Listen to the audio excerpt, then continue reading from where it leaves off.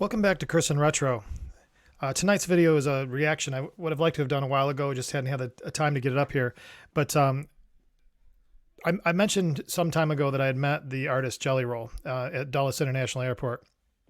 He had, I was eating a hamburger and I looked up and saw him, and he's pretty recognizable, as you'll see in this video. But I had listened to his music for quite some time and found it pretty moving, actually. It's a lot of it's talking about addiction and struggles with addiction and things like that. And so for a long time, I've been listening to his music. I just stumbled across it.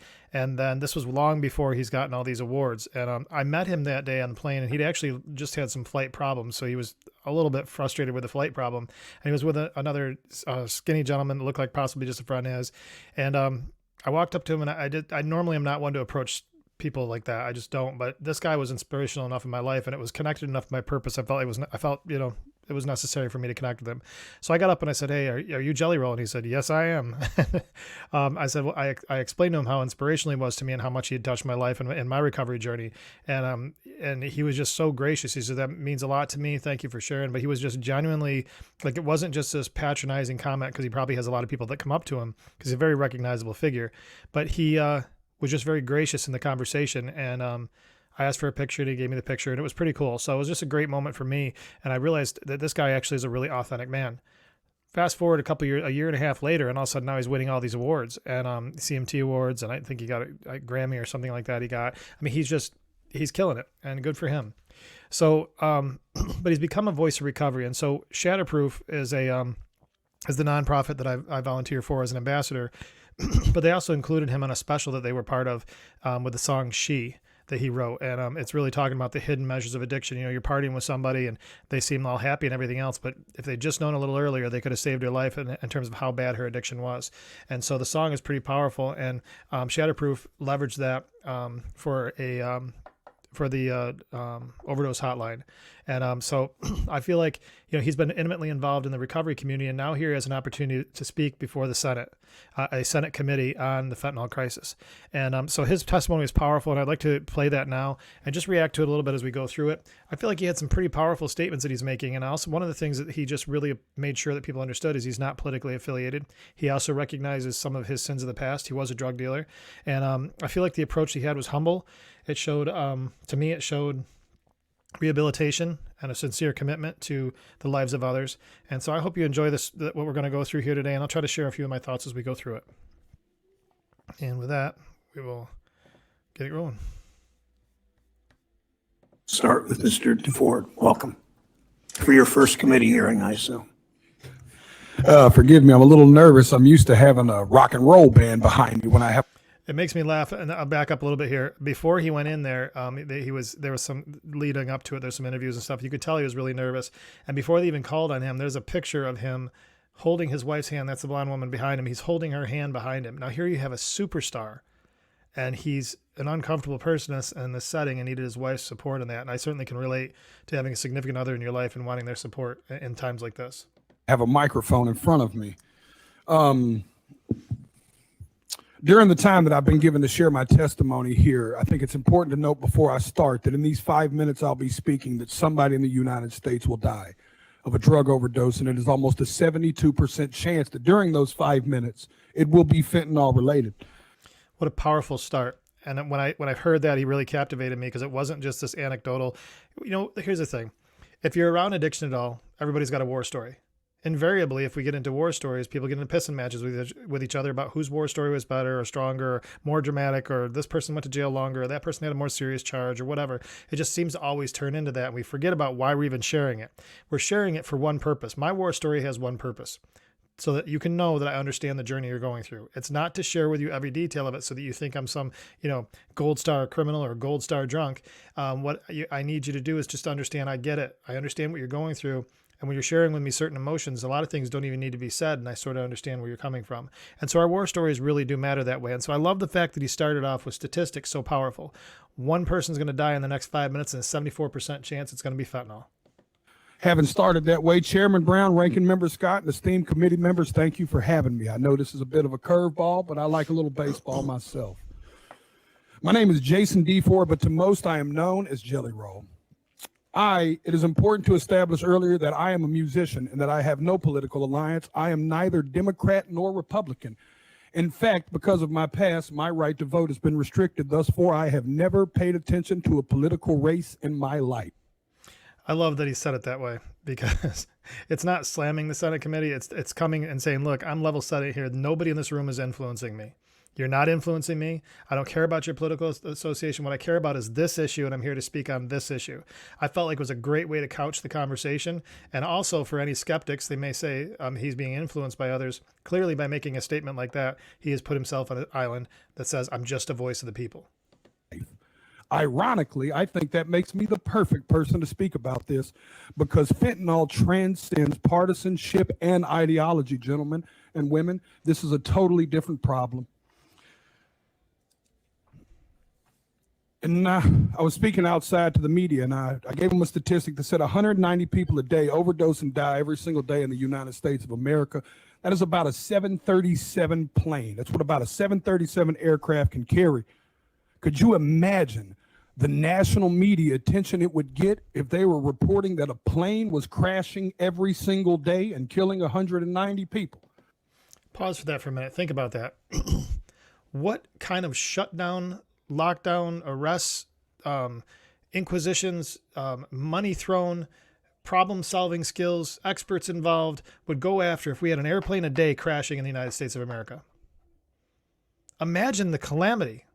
Imagine how this country would react if planes were falling out of the sky every single day. And yet that's what we have in the addiction population, and nobody even bats an eye at it. We just see the numbers climb. We continue to see the numbers climb. We recognize it as a crisis, but we have not recognized it as a crisis yet because it's not in our homes. Let me tell you something. Sometime get that call, the unidentified number that's called into you and telling you that your loved one was found. They're okay, but they've been taken for a mental health evaluation and a medical evaluation in the emergency room at a local hospital, and that I'll be able to follow up shortly. Imagine having that call. You'll wake up to this program then. But because it's 190 drug addicts, we don't feel that way, because America has been known to bully and shame drug addicts. And there goes the point. You know, the video I did my last video was talking about the whole supply chain of stigma. And this is what he's talking about, is even when you get on the other side and you're a productive citizen, you're doing well, your chart still follows you. And you still have this no matter what point you go to. And we've got to do something about it. People, when they move beyond, they got to be able to be treated like human beings. When they're in the middle of their mess, they got to be able to have options and resources to make things better. If an airplane a day is falling out of the sky, we'll go to any length to make sure that problem stops in the United States of America, but yet we are not doing that for addicts. Instead of dealing and trying to understand what the actual root of the problem is with that. But the sad news is that narrative is changing too, because the statistics say that in all likelihood, almost every person in this room has lost a friend, family member, or colleague to the disease known as addiction. So that's the thing I think is what's so powerful about what he's stating here, is he really brings it home to the Senate. There are people in the Senate that are addicts. I mean, let's get real. They're alcoholics. Some of them have other addiction problems. It has to resonate with people at some point that not only are we talking about people in our family and people that we love and people that we know dying and being hurt, at some point we're going to start seeing elected officials notably having problems with this. The drugs that are now out there, it's not playing, and I can't imagine that we're not going to see more of those problems going forward. Even though, you know, the elected officials oftentimes feel like they're in a plane above everybody else, I know for sure that many of them are addicts. I've attended more funerals than I care to share with y'all. This committee, I could sit here and cry for days about the caskets I've carried of people I loved dearly, deeply, in my soul, good people, not just drug addicts, uncles, friends, cousins, normal people. Some people that just got in a car wreck and started taking a pain pill to manage it. One thing led to the other. And how fast it spirals out of control, I don't think people truly understand. That's the thing. The other part too is that we think I think oftentimes when we think of drug addiction, we think of people that just were poor choices or bad decisions or party too hard or what have you. I mean, whatever it was, they did too much to themselves and it turned into this problem. And now it's their fault that they're out in the street homeless or addicted and dying. The fact is I know many, many people that through basic medical procedures became addicted. I know a number of people in junior high that had dental procedures that Vicodin became their first drug of choice. And then it moved on to other drugs, and it would advance to other drugs, and then also morphine would be involved, and Percocets would be involved, and then Xanax would be involved, and it just keeps going and going and going as your body craves more. You know, Sam's story is no different. You know, her addiction started because of a blown out knee on the U.S. national ski team. She had painkillers to take care of that pain, and then she got a second surgery that ended her career in skiing, and she found that she could hide in that. And then, you know, it just started to grow beyond that. So this painkiller thing is a huge part of this addiction. So many people. Equally, I think it's important for me to tell y'all that I'm not here to defend the use of illegal drugs. And I also understand the paradox of my history as a drug dealer standing in front of this committee. But equally, I think that's what makes me perfect to talk about this. I was a part of the problem. I am here now standing as a man that wants to be a part of the solution. I brought my community down. I hurt people. I was the uneducated man in the kitchen playing chemist with drugs I knew. This is a powerful statement for him. You know, first of all, he's admitting his role, and he realized he's in a unique position to speak on this because he was the offender in a lot of ways. He was the villain. But he points to something that is so powerful. And this is the thing I think that it kind of plays in the same vein of, you know, we only look at death as the problem in this, okay? You can be maimed too. You can be incapacitated. You can have a life that's absolutely not worth living and not be able to get your drug of choice. There's a lot of other options that can happen here because you're taking things that are from somebody like Jason DeFord in a kitchen playing chemistry, and has no chemistry background. He's messing with chemicals that are deadly chemicals and sort of mixing them together. How many times have we known people that have died because they've got a bad batch? Well, it's because of people like Jason that don't know how to do chemistry in the first place are throwing this crap together because it's kind of a hand-me-down recipe to just get it out because they're faceless people they're selling it to. And he even acknowledges that in this video. Do absolutely nothing about, just like these drug dealers are doing right now when they're mixing every drug on the market with fentanyl, and they're killing the people we love. I'll be honest with y'all, my desire is to only get older and only do better and be better. I believed when I sold drugs genuinely that selling drugs was a victimless crime. I truly believe that, y'all. My father always told me what doesn't get you in the wash will get you in the rinse. Now I have a 15-year-old daughter whose mother is a drug addict. Every day. It's amazing how when he said, you know, they were faceless victims for him at the point before, but now he's in a situation where his 15-year-old daughter is somebody he loves very much, cares very much for her, and sees her mother struggling, and now that's a victim of this addiction. It's not even her with her addiction, but it's a victim of the addiction. What trauma is that putting on her? And now he's got to brace himself because you're sort of a hostage to the addict mother. Hey, I get to look in the eyes of a victim in my household of the effects of drugs every single day. And every single day I have to wonder if me and my wife, if today will be the day that I have to tell my daughter that her mother became a part of the national statistic. History repeats itself, gentlemen. Even in the 1990s, crack cocaine had long made its way into my middle lower class neighborhood. And at that moment, even as a teenager, you could have never convinced me in that moment that there would be a far bigger problem on the horizon in the form of a pharmaceutical drug. And then I watched opioids and Oxycontin burst onto the scene. I'm here to tell y'all. I recall the Oxycontin thing. I remember Rush Limbaugh was one that got caught up in Oxycontin and oxycodone or Oxycontin. I can't remember, but he was addicted to it. And there was at one point in time, there was some proliferation of this from the suppliers, from the manufacturers of this stuff. The compounds were being stolen from the facility. So they even cracked down on that. I remember there was a story about that back when this whole thing started. So, you know, Oxy was a big problem before we got into this whole fentanyl thing. That fentanyl is going to make the Sackler family look like saints. And I want to let y'all For those sit that don't with know, that for a Sackler second. Family's Purdue Pharmaceutical. And they got It massively is time sued. for us to be proactive and not reactive. We were reactive with crack. We were reactive with opioids. And y'all are taking the first step at somebody in Senate finally being proactive. My argument on that, the only thing he said in here that I don't agree with is that this is not proactive.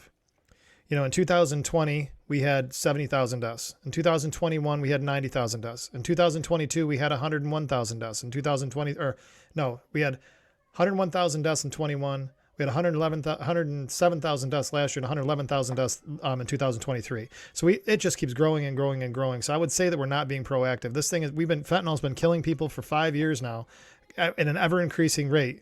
We have not been proactive. We've been treated just like any other drug problem, and we have not been proactive. And we know where it's coming from. There's two primary sources of it. China is making the synthetic version of it, and we have U.S. pharmaceutical companies have pumped it in the industry. Truly believe in my heart that this bill will stop the supply and can help stop the supply of fentanyl. But in part of being proactive, gentlemen and women and ladies, I have to be frank and tell y'all that if we don't talk to the other side of Capitol Hill and stop the demand, we are going to spin our tires in the mud. Y'all. He's 100% correct on that. You've got a number of elected officials that are pandering to pharmaceutical companies, and yet out of one side of their mouth, they're saying that they care about the opioid crisis, and on the other side of their mouth, they're making a profit off of big pharma. And so this is a powerful enterprise that has to be faced for the lives of people that as a society we really have checked off. So this is a huge problem that we have, is somehow this problem's got to be impactful for the middle of that fight. Because currently the two extremes are big pharma with all their money and all their special interests and all the work that they do to spend money on politicians and regulatory issues and everything else, and to pump worthy medicine into the industry if it's taken right. They have all that going on and a lot of profits to lose with lawsuits. On the other side, you have a bunch of the other side that's being impacted most is a society that we've largely just written off as addicts and moral failures and dumb and all this other stuff, but they're addicted to the machine that has pumped it into the system. We're not helping them. So where the rubber is going to meet the road is the middle ground, where families that are not impacted directly but start giving a crap. When we start getting prevention measures for teenagers, when they run into a traumatic situation, they don't have to hide from it. We give them mechanisms for fighting through fear and fighting through pain and fighting through anxiety and depression, rather than finding ways to hide in it and illicit drugs. Y'all are taking the first step, but I encourage you to take it outside of this room, and you take it to your colleagues and your constituents, and you give them the most that you can. I know I've got a few seconds here, and Senator Brown said I may or may not go over. All I want to say is that I not only encourage y'all to do this, I encourage y'all to take it a step further. At every concert I perform, I witness the heartbreaking impact of fentanyl. I see fans grappling with this tragedy in the form of music, that they seek solace in music and hope that their experiences won't befall others. They crave reassurance. These are the people I'm here to speak for, y'all. These people crave reassurance that their elected officials actually care more about human life than they do about ideology and partisanship. I stand here as a regular member of society. I am a stupid songwriter, y'all, but I have firsthand witnessed this in a way most people have not. I encourage y'all to not only pass this bill, but I encourage you to bring it up where it matters, at the kitchen table. Thank you for your time. Bernie Vol. Powerful. Not sure who she is. Bernie Valve. There you go, guys. It was 5 minutes. Sorry, it will I'll be try to switch this fentanyl back related. So, yeah, trying to get this thing switched back over. I felt like his testimony was powerful. His approach to this, I think, is authentic. I think some of it is maybe there's some guilt associated with, his history and selling into the street. He was convicted felon for it. He's spent prison time for it. I'm not sure if he was selling fentanyl. It's highly likely that he was. But I like his approach. It's not only at the Senate, but it's at the kitchen table. That's where it's got to be brought up in our families and how we cope with this thing. Our teenage kids, having a welcoming environment where they can have a conversation about it. However, understand that once people are addicted, they're not the same person. They're not honest. They're constantly finding ways to make the move to get to where they want to get. And oftentimes the behavior still exists long after that substance of fentanyl or heroin or coke is gone. The behaviors are still there and they still manifest themselves. The best bet we have right now is to get ahead of it with our kids, have them understand the impacts of it in whatever capacity you have to, and also help them cope with trauma and stress and all these things, and not have it be something they have to hide from and seek ways to hide. If there's addiction in the family, special cautions to let them know that their party could easily turn into a lifetime of problems, and make sure they understand the precautions they need to take based on their heredity. And for certain, as parents, we need to make sure that we're providing stability as best we possibly can, so that our children at least have a safe place to hide that doesn't require them to go to the street, or our daughters to go to men that are going to harm them in ways that are irreparable. We have a lot of responsibility with our kids, and I really think that's where the prevention comes from. I appreciate that the Senate is, getting involved, and they're trying to come up with ways to stem the flow of fentanyl coming in the country, and that really should be their primary responsibility. But really, where it's going to change the game is for us and how we help our kids in our homes. Guys, I appreciate you tuning in. Please like and subscribe. Comment on this video if you think it's something that's of impact in your life. Thank you for staying faithful to the channel. I'll try to put more content back out again now as things have settled down a little bit here. And I appreciate the support for sure. And keep an eye open. We got some other things that we're working on. I think they're going to be kind of fun for you guys to be involved in. Some of it's going to be kind of audience participation with this other program that we got going. So I'll keep you informed on that one. But Chris and Retro is going to keep moving like we are. And I really do appreciate you guys giving me the opportunity to share with you on this channel. Until the next time we speak, please stay out of trouble.